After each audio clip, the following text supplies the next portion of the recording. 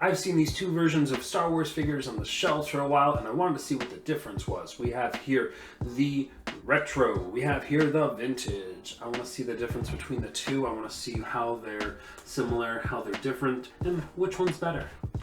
Let's take a look. Looking at the carding here, very, very similar, so much so they have the same picture.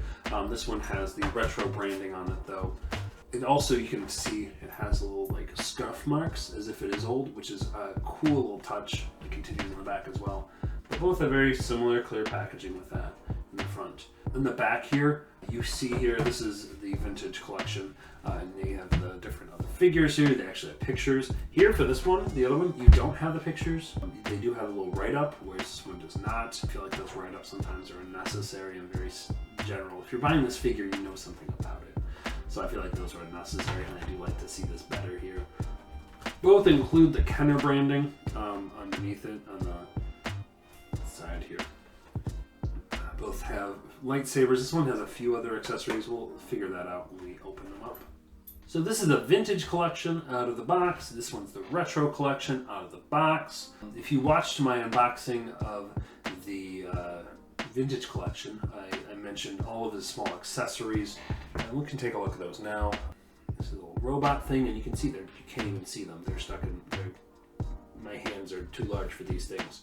But I mentioned this gun, and I said that I was going to lose it, and I did. I lost the gun, but after a search and rescue effort, I was able to retrieve it, so gun is still here. It lives in a Ziploc, though, because it's going to fall out, because it doesn't fit in his hands. Taking a look at those accessories, this guy also, this is the Kenner retro collection. His lightsabers, just a color, all the same color there, and then has the gun. Does not come with the robot like the other one does, which, you know what, I'm okay with. That little robot, it's so small I can't do anything with it anyways. I don't think I could pose it or anything. Overall accessories, I like this one just because it's a little more simpler, and I'm not going to lose that gun. I do like how this actually looks like a lightsaber. The jackets, extremely similar but different in that this one's a little more fuzzy, I guess is the word I'm going to use.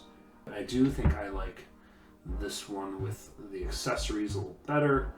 Look-wise though, I like him with this cloak on, but without the cloak, it doesn't do much for me.